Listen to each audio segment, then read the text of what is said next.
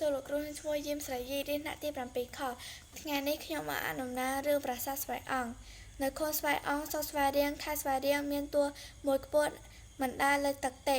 អ្នកស្រុកចំនួនមុនបានសន្មតហៅថាតួស្វាយអង្គនៅលើតួនោះមានកំពែប្រាសាទបុរាណមួយដែលសង់ឡើងដោយខ្លះថ្មបែកក្រៀមខ្លះមានបណ្ដោយប្រមាណ83ម៉ែត្រទទឹង44ម៉ែត្រនៅកណ្ដាលតួមានដើមជ្រៃមួយដើមធំឯខាងមុខមានសេព្រះឥ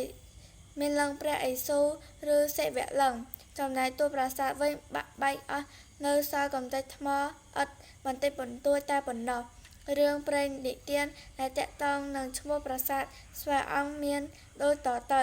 កាលពីរាជធានីនៅលង្វែកមានបុរសម្នាក់ឈ្មោះសំរិទ្ធជាអ្នកខ្លាំងពូកែណាស់ហើយមានទីលំនៅនៅលើទួលនោះពេលស្រុកកើតចម្បាំងជាមួយសៀមព្រះរាជាទ្រង់បានអំពាវនាវដល់ប្រជានុរាស្ត្រគ្រប់ខេត្តថា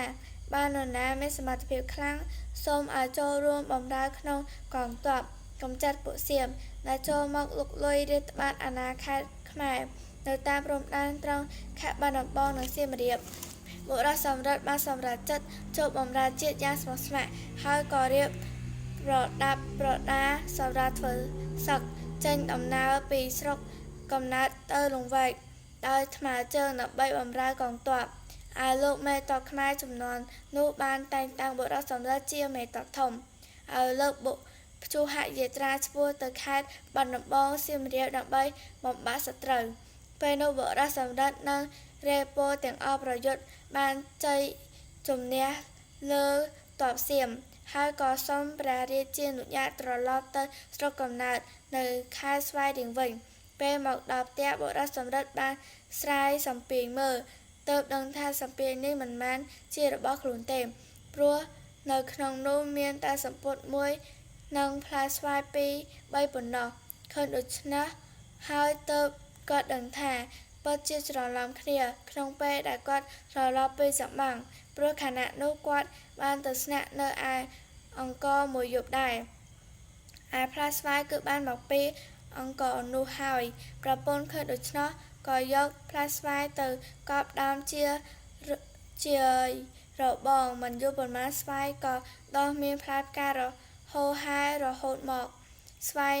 នោះអ្នកស្រុកនាំគ្នាហៅថាស្វាយអង្គព្រោះបានពូជមកពីអង្គរក្រោយមកពាក្យនេះហៅការត្រឹមតែអង្គទៅវិញលុះបុរសសំរិទ្ធព្រមទាំងភរិយាធ្វើមរណកាលទៅនៅសល់កូនចៅតែពួកគេមានប្តីប្រពន្ធហើយបែកខ្ញាច់គ្នាអស់ទើបទីនោះគ្មានមនុស្សនៅអ្នកស្រុកបាននាំគ្នាកសាងវត្តមួយដាក់នាមថាវត្តស្វាយអង្គដោយមានលោកគ្រូចៅអធិការគ្រប់គ្រងនិងភិក្ខុសាមណេរបួសរៀនសូត្រជាច្រើនកន្លងមកយូរឆ្នាំដើមស្វាយនោះមានសត្វស្លាបទុំនៅច្រើនពេកនាំឲ្យពិបាកសម្អាតម្យ៉ាងទៀតដោយខ្វះគ្រឿងទេសនាសនៈផងទើបគ្រូចៅអធិការឲ្យភិក្ខុសាមណេរកាប់រំលីងដើមស្វាយនោះដើម្បីយកមកប្រើប្រាស់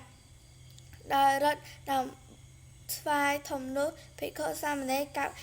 មួយថ្ងៃបានតែពាក់កណ្ដាលដើមប៉ុណ្ណោះលុះព្រឹកឡើងស្រាប់តែ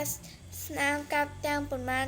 រលត់បាត់អស់បែរជាដោះសម្បកក្របចិត្តដូចដើមវិញថ្ងៃមួយលោកគ្រូចៅអធិការឲ្យភិក្ខុសាមណេរយ៉ាងច្រើនរកពូថៅដឹងគ្រប់ដៃហើយក៏ឲ្យកាប់រំលែងដើមស្វាយធំនោះក្នុងមួយថ្ងៃឲ្យរលំតែម្ដងទីបំផុតដើមស្វាយក៏រលំប៉ុន្តែស្លឹកវាមិនស្វិលស្រពោនទេបែរជាដកបែកខ្ញាច់ចេញជាផ្កាដូចធម្មតានៅពេលយប់គេឮសូរសាប់ភ្លេងពិណពាទ្យប្រគំយ៉ាងរលុងរលួយធ្វើឲ្យអ្នកស្រុកស្ញើសអស្ចារ្យមិនយូរប៉ុន្មានលោកគ្រូចៅអធិការមានជំងឺជាទម្ងន់រហូតដល់ស្គូតវង្វេងឯភិក្ខុសាមណេរឃើញដូច្នោះក៏នាំគ្នារត់ចោលអស់ចំណែកឧបាសកឧបាសិកានាំគ្នាទៅកសាងវត្តថ្មីទៀតនៅចម្ងាយ1 គីឡូម៉ែត្រពីវត្តស្វាយអង្គចាស់នេះសប្តាហ៍ថ្ងៃគេឲ្យឈ្មោះវត្តស្វាយផ្អែមវិញឯវត្តចាស់ សពថ្ងៃមានដើមស្វាយធំៗក្រោយមកមានដើមឈើទាលនិងកូនឈើទាលដុះស៊ុបទ្រុបជាច្រើនជម្រាបលាលោកគ្រូ